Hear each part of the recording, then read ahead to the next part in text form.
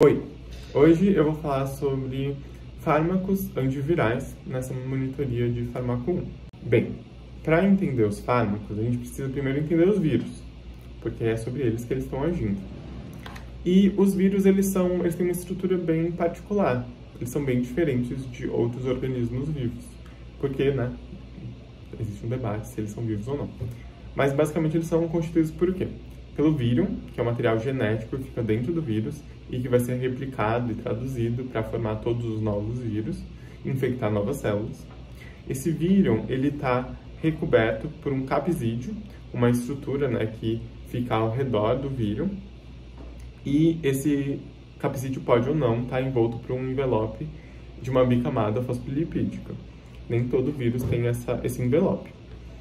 Bem, esses vírus, eles podem conter material genético como DNA, como RNA, e eles podem ser de fita simples ou de fita dupla. Aí, como que esses vírus infectam as células e se replicam? Bem, os vírus, eles primeiro, para infectar uma célula, precisam se fixar nela para que eles possam entrar e infectar a célula. Esse processo depende de proteínas específicas que podem ser alvos farmacológicos.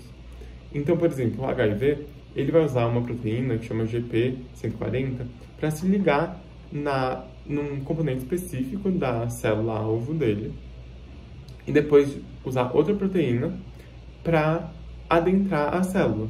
Esse processo, então, é alvo de alguns fármacos, por exemplo, o Maraviroc, entre outros. E depois que esse processo aconteceu, o vírus ele precisa se livrar do capsídeo dele para expor o material genético na célula. Então, por que ele faz isso? Porque a partir do momento que ele expõe esse material genético pode ser replicado para formar novos vírus e depois traduzido para formar as estruturas, as proteínas que compõem esses vírus. Então, ele precisa meio que expor lá os genes deles para que a célula produza os vírus. Então, ele vai, e esse processo chama de desnudamento. Esse desnudamento também depende de outras proteínas que podem ser alvos farmacológicos. Depois desse desnudamento, ocorre a replicação do genoma. Essa replicação, então, também depende de algumas proteínas. Por quê? Tem dois processos que compõem a replicação. Para ele ser replicado, ele precisa de nucleotídeos, que vão compor esse novo DNA ou esse novo RNA. E para eles serem formados, eles precisam de algumas proteínas específicas que são alvos farmacológicos. Além disso, eles têm que ser unidos e polimerizados para formar a fita de RNA ou a fita de DNA, por uma polimerase. Essa polimerase também pode ser alvo farmacológico, então aí na replicação já tem dois alvos farmacológicos importantes. Depois da replicação, que eles vão começar a fazer a própria estrutura do vírus, então a proteína do vírus. Então, esse material genético vai ser translocado para os ribossomos e lá vai ser traduzido para proteínas. Essas proteínas vão compor todas as estruturas virais. E aí também, durante essa síntese, também há proteínas específicas para sintetizar e podem ser alvos farmacológicos. Depois disso, tem a montagem e a maturação. A maturação não acontece, pode acontecer dentro da célula, pode acontecer fora da célula, depende do vírus. E também depende de algumas proteínas específicas, que também podem ser alvos farmacológicos.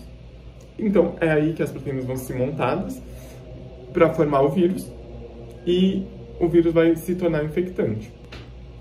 Depois disso, ele tem que sair da célula para infectar outras células. Isso pode acontecer por brotamento, igual lá no HIV, ou pode acontecer uma lise celular. Então, replicou, formou milhares e milhares e milhares de vírus dentro de uma célula, aí a célula se rompe e os vírus saem infectando todas as células ao redor, porque a membrana se rompeu. Então tem essas duas formas de saída. Então é assim basicamente acontece o ciclo de vida do vírus. E agora eu vou mostrar como que cada fármaco vai agir sobre cada fase dessa replicação viral e impedir essa replicação para impedir a proliferação dos vírus. Bom, agora eu vou falar um pouco sobre os exemplos de fármacos antivirais que atuam nas diversas etapas da replicação viral. A primeira etapa é a fixação e a entrada do vírus. Então, existem dois fármacos anti-HIV que atuam nessa etapa, o Maraviroc e a Enfulvirtida. O Maraviroc ele vai atuar na célula do hospedeiro, não vai atuar no HIV. Tem um quimiorreceptor, que é o CCR5, que é importante na fixação do HIV para infectar a célula. Isso foi descoberto porque fizeram estudos em pessoas que entravam em contato com o vírus diversas vezes, mas não desenvolviam a síndrome da imunodeficiência humana. E se descobriu que essas pessoas não expressavam o CCR5. Então, desenvolveram fármacos que tinham como alvo esse quimiorreceptor, que se liga, quando o vírus entra em contato, se liga a partir da proteína 120, GP120, e entra na célula. Então, ele bloqueia esse quimiorreceptor e o vírus não consegue se fixar. Só que nem toda cepa do HIV usa o quimiorreceptor CCR5 para fixação. Então, ele só vai funcionar nas cepas que têm esse mecanismo de fixação. Além disso, ele sozinho não é eficaz no tratamento do HIV. Você precisa associar com outros antivirais, pelo menos 2. Tá bem. O outro, a Enfulvirtida, ela não vai atuar na célula do hospedeiro, ela vai atuar no próprio HIV, na proteína GP41, que também é responsável por essa parte de fixação e entrada do vírus. E ele vai impedir que ela seja clivada de uma forma e mude de conformação numa forma que ela consiga se fixar bem e entrar na célula. Então, a partir disso, ela também vai impedir a infecção. E esses são os 2 principais exemplos que atuam nessa primeira fase do ciclo dos vírus. Seguindo, agora eu vou falar sobre a próxima etapa do ciclo de vida do vírus, do ciclo de replicação do vírus, que é o desnudamento. Então, nesse caso, são fármacos contra o vírus da influenza A, não é contra o B e contra o C, é só contra o A. E o que eles vão fazer? Eles vão impedir o desnudamento de uma forma um pouco complexa, mas que dá para entender. É basicamente assim. O influenza, ele infecta a célula através de um endossoma. Então, ele vai ser endocitado pela célula, e daí, então, vai ter um endossomo com a sua bicamada fosfolipídica, e dentro vai ter o vírus com seu capsídeo e seu envelope viral. O que precisa acontecer no desnudamento? Esse envelope viral vai ter que se ligar e se fundir com o endossoma dentro da célula. Então, pensa que tem aqui o envelope, aqui o endossoma. Eles dois têm que se ligar, que nem está na imagem, e para que o vírus possa sair e depois ser transcrito, enfim, formar os novos vírus, ser replicado. Mas não só isso, depois que ele se fundir e poder sair, ele precisa sofrer uma alteração e perder uma proteína para que ele de fato seja infectante. Se ele só sair, ele não vai conseguir ser transcrito, porque tem uma proteína lá que impede isso. Então, o que tem que acontecer? Eles precisam de um ambiente muito ácido para que essa fusão ocorra. Então, existe uma bomba de prótons, dependente de ATP, que vai bombear próton para dentro do endossoma, vai formar um ambiente ácido e vai promover essa fusão do endossoma com o envelope viral. Mas não é aí que eles agem. Depois disso, o que tem que acontecer é que, a partir desse ambiente ácido, uma outra bomba, que é a bomba M2, vai bombear esses prótons para dentro lá do envelope. Aí sim, aquela proteína vai sair e vai permitir que o vírus seja transcrito e, portanto, replicado e produzir novos vírus. E é bem ali naquela bomba M2 que esses fármacos vão agir. Eles vão impedir de alguma forma, não se sabe ainda exatamente como eles fazem isso, mas eles vão impedir que essa bomba mande próton para dentro do envelope, e daí não vai conseguir, essa proteína não vai conseguir ser transcrita, então o desnudamento não vai funcionar. Então é assim o mecanismo de ação dos dois, tanto da amantadina quanto da rimantadina. Eles têm o mesmo mecanismo de ação, mas a diferença entre eles é que a rimantadina veio depois, ela é um análogo à amantadina, e ela tem menos efeitos adversos. A amantadina, as pessoas podem apresentar tontura e dificuldade de concentração. O que acontece? Eles são usados especificamente como profilaxia para populações de risco. Por exemplo, num asilo com várias pessoas idosas, está tendo um surto de influenza A. Aí eles podem usar esses fármacos como profilaxia. E então esse é o uso principal. E é basicamente isso. Continuando no ciclo de replicação viral, chegamos agora à parte da replicação viral em si. Essa replicação, como eu disse anteriormente, depende da disponibilidade de nucleosídeos trifosfatados para serem incorporados, né? Incorporados não, mas assim, serem polimerizados para formar a fita de RNA ou DNA que compõe o genoma do vírus e, portanto, criar novos vírus. E, além dessa disponibilidade, eles dependem também da ação da enzima polimerase viral, que vai polimerizar esses vírus. Essa polimerase viral é diferente da polimerase humana, e por isso ela pode ser alvo de fármacos, já que, se elas fossem iguais, os fármacos iam agir nas polimerases humanas e ia afetar, né, a saúde humana. Então, primeiro eu vou falar sobre o mecanismo geral desses fármacos que agem na replicação, inibindo ela, e depois eu vou falar sobre exemplos, existem vários, desses fármacos, como eles agem e seus efeitos adversos. Então, primeiro, para entender como eles agem, existem duas classes principais. Os análogos dos nucleosídeos e os inibidores da replicação não análogos aos nucleosídeos. Os análogos aos nucleosídeos são bem intuitivos. Eles são basicamente, eles vão antagonizar de forma competitiva essa replicação. Por quê? Porque eles são como se fossem nucleosídeos normais, que vão, enfim, competir com os nucleosídeos naturais que seriam usados para formar esse DNA, esse RNA viral. Então, pensa só. Chegou o vírus, fixou, entrou. Ele desnudou e expôs lá o seu material genético para ser replicado. Quando ele vai ser replicado, ele precisa de vários nucleosídeos que estão ocorrendo naturalmente na célula e que esses nucleosídeos sejam polimerizados, formando o novo DNA ou o novo RNA.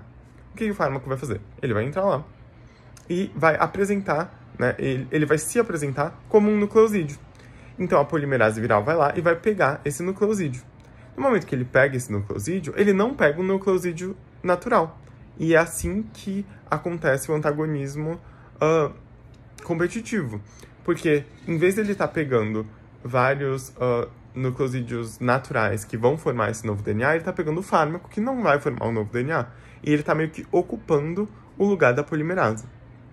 Além disso, a partir do momento que ele é pego pela polimerase, ele é incorporado ali naquele DNA que estava sendo formado, ou naquele RNA que estava sendo formado, e ele não vai deixar que a polimerase coloque mais um nucleosídeo depois dele.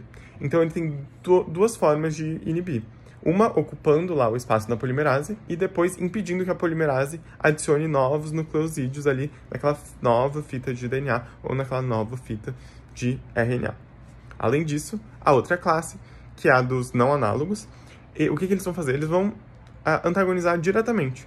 Então, a polimerase está lá, preparada para colocar os seus nucleosídeos, e o fármaco vai e se liga na polimerase e ocupa o espaço que os nucleosídeos iam ocupar permanentemente. Ela fica lá presa na polimerase, não deixa nenhum nucleosídeo entrar.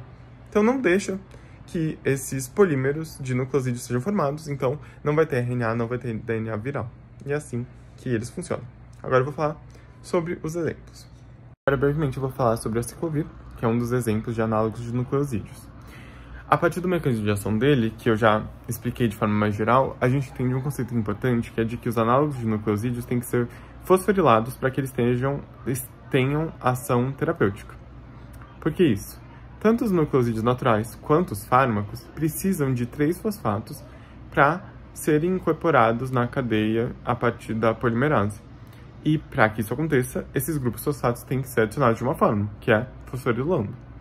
Existem enzimas virais que fazem essa fosforilação.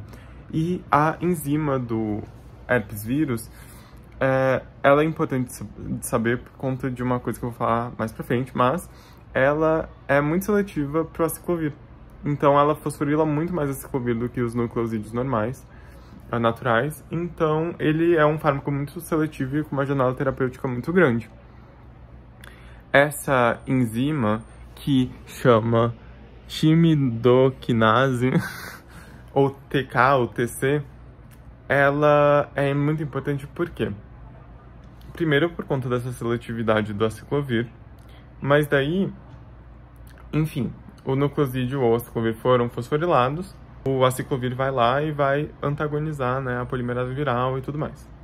Mas existem herpes resistentes a aciclovir, como isso acontece ali lá na TK, na TC, na timidoquinase.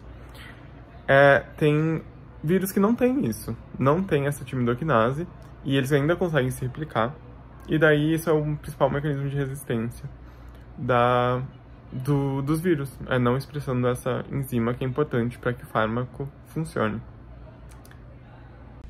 Além do aciclovir, existem outros exemplos de fármacos que são análogos de nucleosídeos usados no tratamento de infecções virais. O ganciclovir é um exemplo deles, que também pode ser usado para herpes vírus. E existem os fármacos anti-HIV, por exemplo, a azidovudina, que é conhecida como AZT, e a lamivudina. O AZT, ele atua diferente dos fármacos anti-herpes vírus por causa da diferença do vírus HIV. O vírus HIV é um vírus que apresenta, que é um vírus de RNA, mas que apresenta uma enzima que é a transcriptase reversa, que vai transformar esse RNA em DNA. Depois, a partir de outra enzima, a integrase, vai integrar esse DNA no DNA da célula, e esse DNA vai ser transcrito de novo em RNA, e ele vai ser traduzido em proteínas. E depois, a partir de uma protease, vai acontecer a maturação do vírus e ele vai se tornar infectante para outras células. Então, esses fármacos análogos de nucleosídeos, especificamente anti-HIV, eles vão atuar lá na transcriptase reversa, impedindo que ela consiga transformar o RNA em DNA. Porque, ao usar os nucleosídeos presentes na célula, o fármaco vai vai agir como um nucleosídeo, só que ele vai impedir que a cadeia consiga ser criada. Então, vai impedir a replicação. Esses fármacos, como o aciclovir, precisam ser fosforilados para serem ativos como nucleosídeos. O que acontece é que, enquanto que o vírus da herpes, ele tem suas próprias enzimas de fosforilação, o HIV não tem essas enzimas.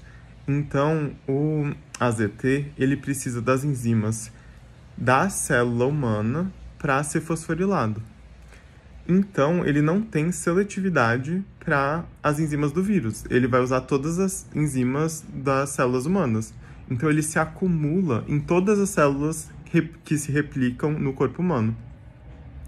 Esse acúmulo pode causar uma toxicidade e por isso que esse fármaco tem efeitos adversos muito mais graves que o aciclovir. Então, ele pode suprimir a medula óssea, causar anemia, neutropenia, entre outros sintomas, e por não apresentar seletividade. Então, ele vai usar essas enzimas para ser fosfatado e depois que ele vai entrar no lugar de um nucleosídeo quando a transcriptase reversa estiver fazendo o trabalho dela. E daí ele vai impedir que a replicação continue a partir desse ponto. Além do AZT, a lamivudina apresenta uma seletividade um pouco maior, mas ainda assim apresenta efeitos adversos. Essa é a principal diferença desses análogos de nucleosídeos para o aciclovir. Sobre os inibidores não nucleosídeos da DNA polimerase e inibidores não nucleosídeos da transcriptase reversa, diferente dos análogos nucleosídeos, eles não vão agir como um nucleosídeo, impedindo a adição de novos nucleosídeos. Eles vão agir diretamente na DNA polimerase e na transcriptase reversa, e por conta disso eles não precisam ser fosforilados 3 vezes para se apresentar numa forma de trisfosfato e assim agir como um nucleosídeo. Então, ao se ligar nessas enzimas, eles impedem que a replicação continue. O exemplo principal de inibidor não nucleosídeo da DNA polimerase é o foscarnet, que age numa gama bem grande de vírus. Ele não é específico para um vírus, mas ele apresenta alguns efeitos adversos por conta da baixa seletividade. Por conta disso, ele só é usado no tratamento de algumas formas graves de doenças causadas pelo herpes vírus e o citomegalovírus, quando o tratamento de primeira linha não funcionou.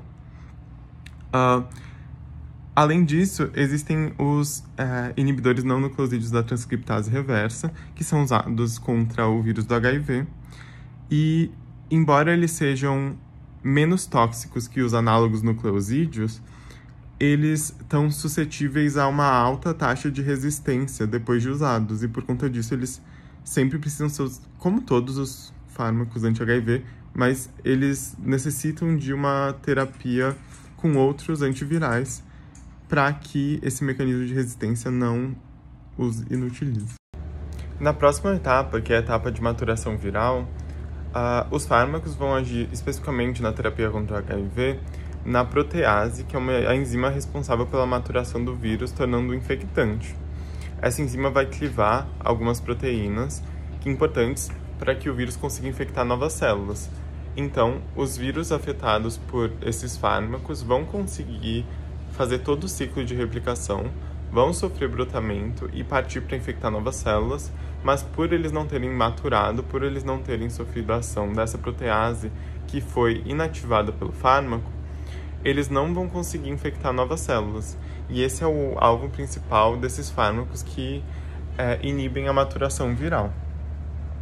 Para acabar, a última etapa da replicação viral, que é a liberação viral para infectar novas células. Existem fármacos contra o vírus da influenza que conseguem impedir a liberação desse vírus depois de todo o ciclo de replicação. Isso acontece porque esses fármacos, o mais conhecido deles sendo o oseltamivir, eles se ligam nos sítios de ligação de uma enzima que é a neuramidase. Essa enzima é responsável por fazer com que as proteínas do vírus não se liguem ao ácido siálico da mesma forma que elas se ligaram quando ele se fixou e entrou na célula, para que elas possam ser liberadas para infectar novas células. Sem essa enzima, o vírus fica literalmente preso à célula hospedeira e não consegue sair para infectar. Então, quando o fármaco ocupa todos os sítios de ligação dessa enzima, ela não consegue liberar o vírus da sua ligação com o ácido siálico e ele fica preso à célula e não consegue infectar novas células.